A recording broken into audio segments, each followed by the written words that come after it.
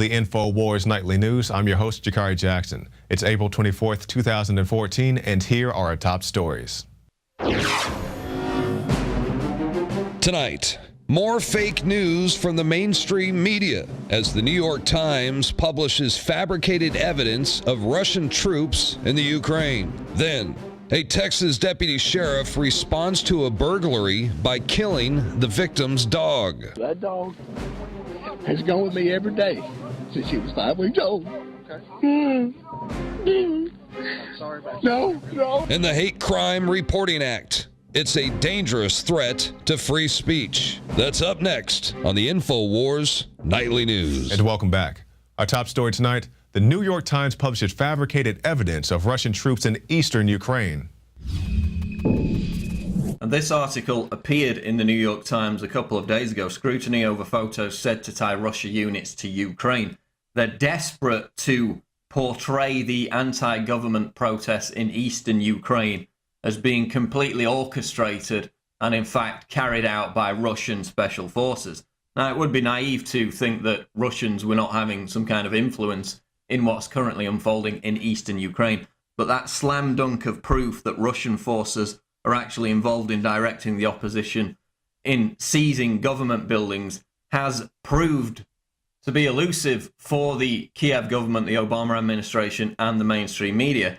So instead of finding actual evidence to back up that claim, they decided just to make it up out of fresh air. So the New York Times published these photos, amongst others, which show Russian special forces here operating in Georgia in 2008.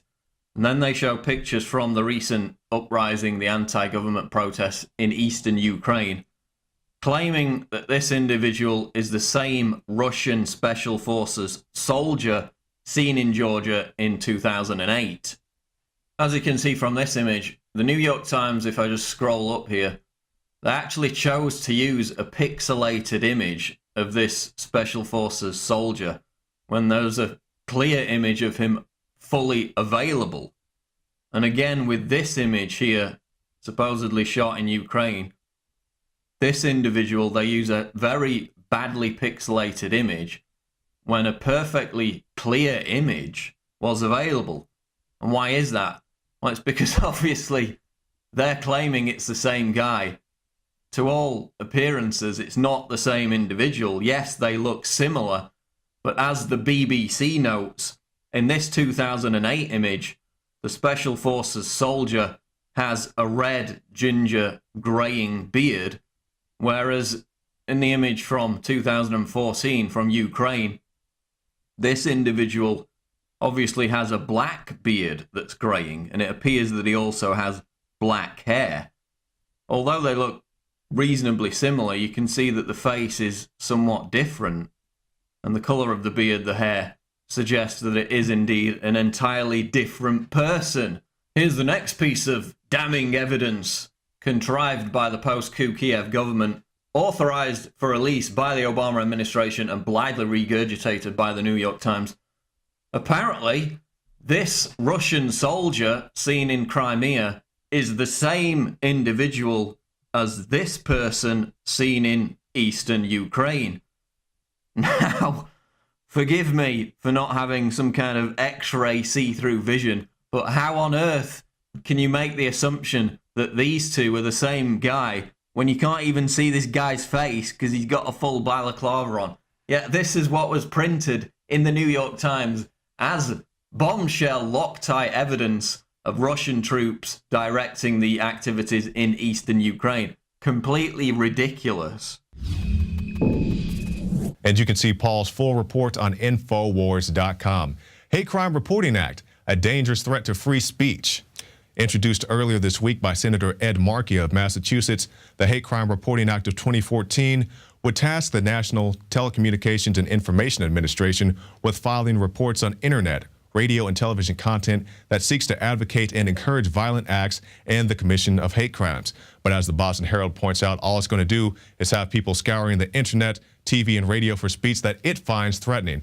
So they say your speech is hateful. So if you say, I don't like the drone strikes killing 80% of the non-combatants, over there in Pakistan. That's what the Pakistan Interior Minister said. 80% of the people killed by those strikes are not enemy combatants. You're a racist because you're against the Obama administration. If you don't like Mrs. Clinton, then you're sexist because you don't support Hillary Clinton 2016 because of the Benghazi situation and her lack of accountability on that. Or if you say, hey, I'm going to point out all the inconsistencies in the Boston bombing marathon narrative, now you're deeply racist. They'll just label you whatever they want to label you. So this is going to be a dire strike against your free speech, not just people in the mainstream media, but also people in alternative media, people who have blogs, just anybody. Don't let this this draconian measure of legislation pass through your state, the state of Massachusetts. Tell them, no, we don't want this in our state, and hopefully you can get rid of this guy, Mr. Senator Ed Markey. Tell him to hit the bricks.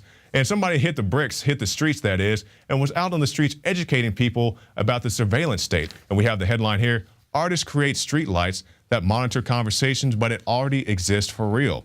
Wired magazine reports that Kyle McDonald and Brian House created the Converse Niche device out of household objects and a miniature computer for under $100. And it's made to look like a lamp bulb, but the device can be fitted with any standard lighting fixture.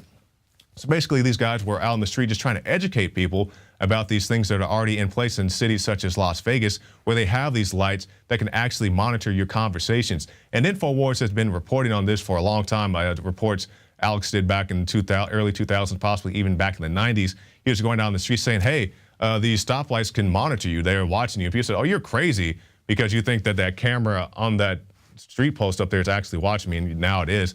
And he said your phones are watching you, your computers are watching you, your cable boxes are watching you, your Xboxes are watching you. But it's all crazy conspiracy theory till it actually comes true, or at least the mainstream media actually admits this now.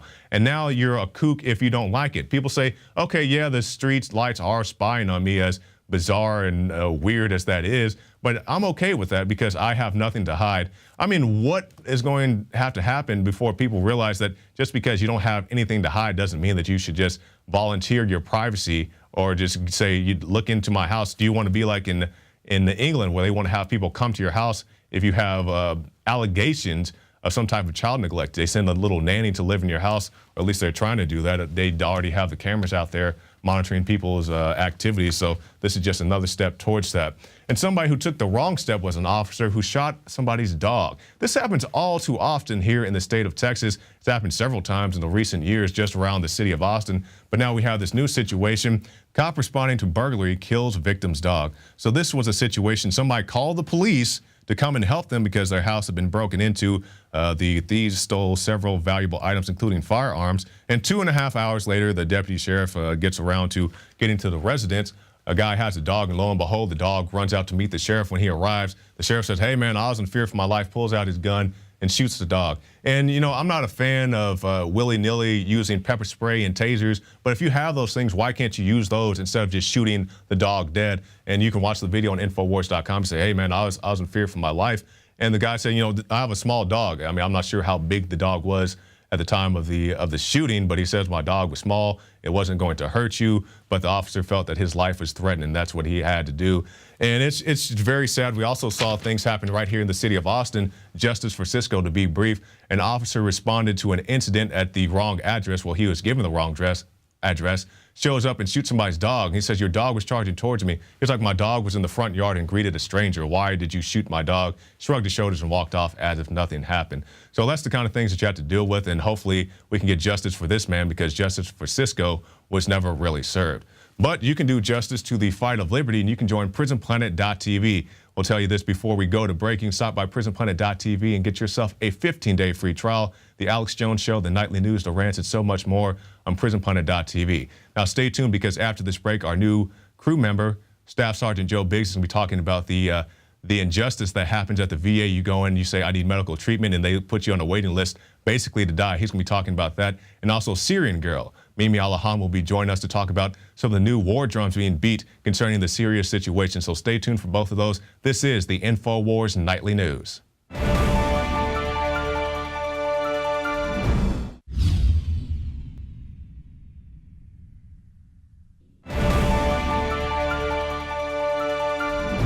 And welcome back. We have reports that a conservative 40 veterans have died over the past 2 years waiting for medical treatment. This is absolutely unheard of, absolutely unnecessary. And for more on this, we go to a true military veteran, Staff Sergeant Joe Biggs. Thanks for joining us, Joe, and welcome to the team. Thank you. I appreciate it. And America, get ready. This is what government-run healthcare is. Welcome to hell. That's right, it is hell. I mean, because we see the socialized healthcare, we see it in other places, we see it in England. Our own Paul Joseph Watson is over there, and he said he went to the doctor to get some medicine. They just gave him this dinky little healthcare package. He said, no, I have some real healthcare issues, and now we're seeing these things start to come over here to the States. Well, what's interesting is that I had a lot of friends talking about, oh, it's going to be so great, free healthcare for all, government-run healthcare is going to be amazing. And I just laughed and laughed. I mean, I've been with it for 10 years. It's horrible. I mean, it's been 2 years since I've been to the VA. I throw up blood almost every night, and I've been constantly trying to be seen. And it's something that they put you on the back burner. They make an appointment. They take that appointment away, and they just keep doing it over and over again until next thing you know, you've got something that is just horrible and it's too late. You know, they got a VA veteran who died from cancer. He begged and pleaded for them to help him out, and now he's dead. Yeah, that just shows you. If you get anything for free, like you go out to some marathon or whatever, they're giving out free water bottles. Anything that's free, it's cheaply made, it doesn't work well, as opposed you can go buy your own, you know, 20 bucks, and it works great. So tell us about your experiences when you went out to the VA and how you were pretty much got this substandard care. Well, when I got out, they said, you know, you're in for a treat. Fast times, you know, Medicare or medical pills and all that stuff would be getting to you really fast. And it's just not like that at all. I mean, the first day I waited an hour, hour and a half just to have someone tell me that I was in the wrong line. And then they sent me to another line. And then when I told them what was wrong with me, they said, no, that's not an issue. All we need to do is just throw some pills, give you that, and be on your way. That was about 2 years ago. Since then, I haven't been back. I've been trying to make appointments, and I just can never get through. I mean, it is a horrible, horrible disaster. Have they ever tried to give you any type of psychotropics? That was while I was in, but up until about a year ago, I finally dumped all those medications in the toilet and flushed those down, and since then, I've been a lot better. So it's like, okay, there's nothing wrong with you puking up the blood. Just take these pills to alter your mind to make you think that it's pretty much okay. Yeah, I mean, I can't sleep now to this day. I mean, eventually, it's getting a little bit more and more, but I was on these drugs for so long that I was a zombie. I mean, it was just horrible. And Joe, I know you have a lot of information here. What's the most important things that people should know? Well, America, what you have to look forward to with Obamacare is exactly this. Everything that you've asked for, you're going to get. And all I want to know is, are you going to be on the next death panel? All right, Staff Sergeant Joe Biggs, thank you for your time and welcome to the team. Look forward to more reports, and you can see Staff Sergeant Joe Biggs on Infowars.com. Stay tuned right after this break for more special reports.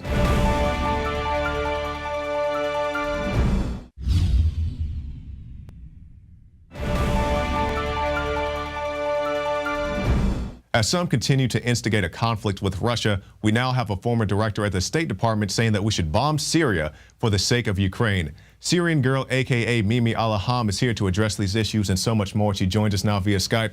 Thanks for joining us, Mimi. Thank you for having me. It's a long time no see. Yeah, I know. It's been too long. So let's get straight into it. I know you have a lot to talk about, and I'll try to shut up and let you make your points, but I want to get your comments on this first. We have this article on Infowars.com, Bomb Syria for Ukraine's sake. And this is Anne-Marie Slaughter. She is the former director of policy and planning for the U.S. State Department.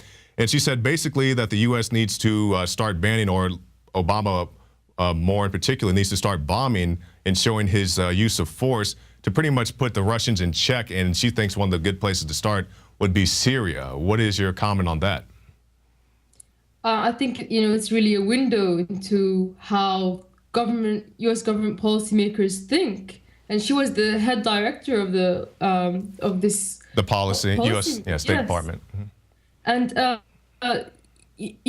specifically, she was suggesting to use the humanitarian resolution, the humanitarian relief resolution that was supposed to pressure both sides to break the sieges on the cities that they were holding. So both the Syrian government and the insurgents or Al-Qaeda terrorists have been using siege tactics on the cities that the other person controls. And in Aleppo, it's the insurgency. They recently actually cut off water supplies to the entirety of the portion of Aleppo that's controlled by the government, which has millions of people living inside it. Whereas in Homs, you had the general amnesty, where a lot of the civilians were taken out of the city, and now there's hardly any of even the insurgents left. Many of them surrendered, and there's a siege there. But of course, this UN resolution about getting humanitarian relief into the Syrian cities that are under siege, of course, it's going to be selectively, enforced precisely.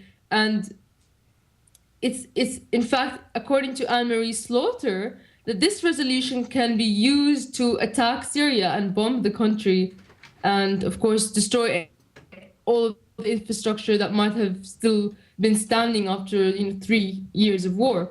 So those of us who are cynical enough to realize that in politics, civilians actually are the least of the government politicians' concern, then they know that this UN resolution is, of course, more about military strategy. And this is highlighted as one of those, one of those things that they're going to use to help bring aid to the insurgency, to break sieges, to allow troop movements, and of course, this can be used to attack Syria. So, as this crazy woman suggests. And of course, this new thing she's saying, in addition to bombing Syria, which she suggests, we also know that the U.S. is funding the al-Qaeda rebels in Syria. And Mimi, you and I have talked about this briefly beforehand, talking about the different groups of the Syrian rebels, just, for a base understanding to people who may not know. What's the difference between the various Syrian rebel groups out there? Okay, so the name that people will recognize a lot is the FSA, which is supposed to be the moderate rebels. And notice they don't use the word secular, they use the word moderate, because the FSA is still religiously leaning to this Salafi Wahhabi ideology that Al-Qaeda also holds, but they say moderate because they're willing to work with the United States, openly, whereas Al-Qaeda is more underhand with its working for it. But in fact, this group, this FSA that we've all been talking about for so many years has, in fact, the majority of it have changed to a different group now called the Islamic Front. This Islamic Front has groups such as Ahrar al-Sham in it, that was founded by an Al-Qaeda member that was once, I believe, in Guantanamo Bay. Ahrar al-Sham is not designated as a terrorist group by the United States, which is interesting, even though it's got Al-Qaeda affiliations. So this is one of the groups in the Islamic Front, which is now the moderate rebels, is Ahrar al-Sham, and they work quite openly with a group that the US government has designated as Al-Qaeda, the sort of like the scapegoat group, even though many of the other ones have very much the same tactics and ideology. But Jabhat al-Nusra, the Islamic Front, which is now the main moderate insurgent group, is working openly with Jabhat al-Nusra, aka Al-Qaeda, and we saw this in Kasab, we're seeing it in Homs right now. Homs is mainly the vast majority of the fighters are Jabhat al-Nusra, they're Al-Qaeda. So it's very interesting, but the media, they love to point to the fact that the insurgents are fighting this third group known as ISIS, the Islamic State in Iraq and the Levant. Also, this group started off in Iraq in 2006, 2007, came later in the war, and it was quite basically just killed Shia Iraqis and put bombs in marketplaces, nothing more. But yes, the media loves to highlight the fact that there's rebel infighting. The moderate rebels are fighting this ISIS, which was Al-Qaeda. Now it's just even worse than Al-Qaeda, the media is saying. But the fact of the matter is, the moderate rebels are working with one faction of Al-Qaeda, Jabhat al-Nusra, against another faction of Al-Qaeda, ISIS, and the media is trying to paint this as moderates versus Al-Qaeda because, of course, the fact that the U.S. has been backing Al-Qaeda has been so discrediting these last 3 years. And it's a big deal. I don't know how the media is where you are, but here in the States, they'll show a video of Al-Qaeda rebels with the black Al-Qaeda flag and then say it's Assad or they say it's some other group when they clearly are flying the flag. They even have little watermarks in the video so you know that it's Al-Qaeda. It's just completely ridiculous. And another thing that's going on, Mimi, I want to get your comment on. We have this article, FBI informant directed hack attacks on Iran, Syria, and Pakistan. Now, Mimi, this is basically an article talking about how these various hacker groups such as Anonymous and LulzSec can be infiltrated because, you know, of course, this organization such as Anonymous, you don't know who's in it, right? So anybody can put on a Guy Fawkes mask and sit on the YouTube screen and just say, hey, I'm representing this agency, I'm representing that agency. And so these guys get infiltrated, and now we see these hack attacks targeting Syria, Iran, and other countries. I haven't seen the article, but I know for a fact that some of the anonymous members that have been, their identity has been exposed, have turned to work for the FBI. I know that LulzSec, one of the members of LulzSec came out and exposed one of them, but also there's some that like remain unnamed. They run, of course, there's Twitter accounts. There's a very popular one called Anonymous Operations, and they have many thousands and tens of thousands of followers. Of course, you don't know who runs these things, but they direct their audience to what they deem to be worthy causes.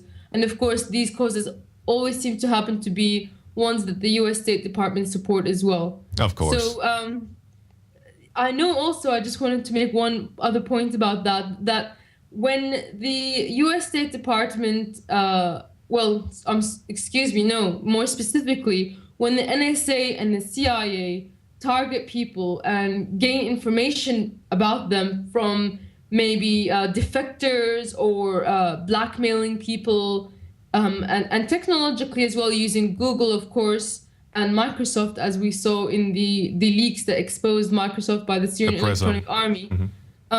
They then get these anonymous groups to pretend to have hacked something and release the information about other hackers' identities to basically get them killed.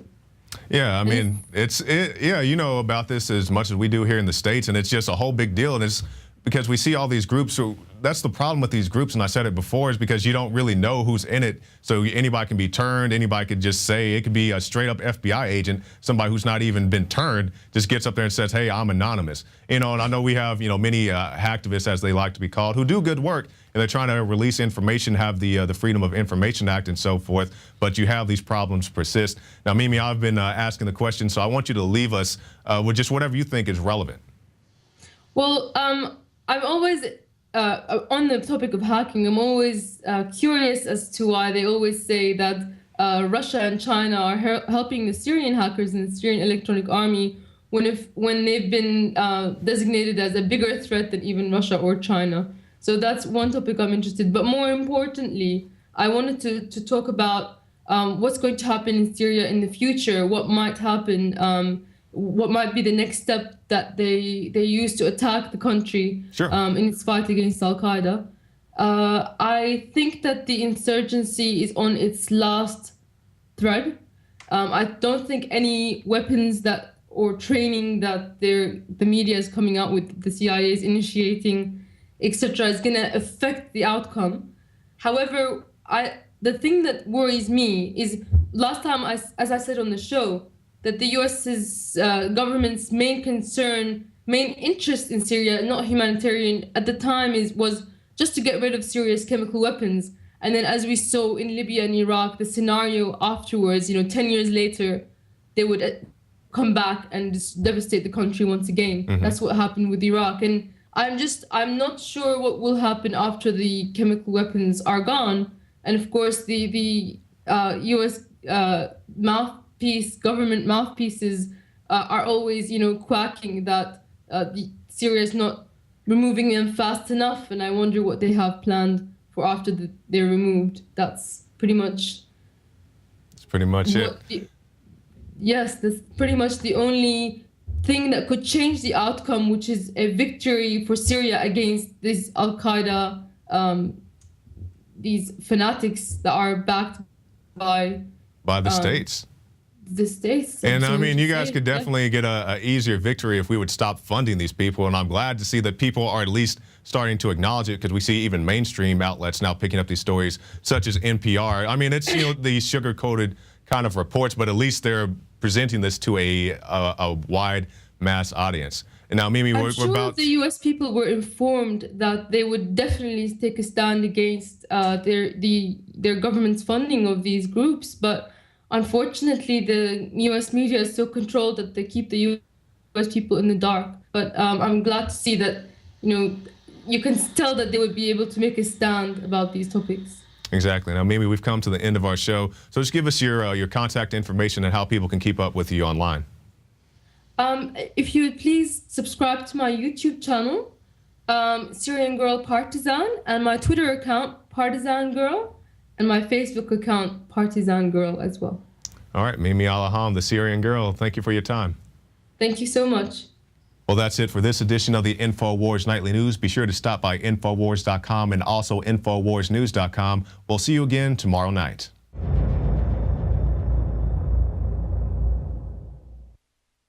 Introducing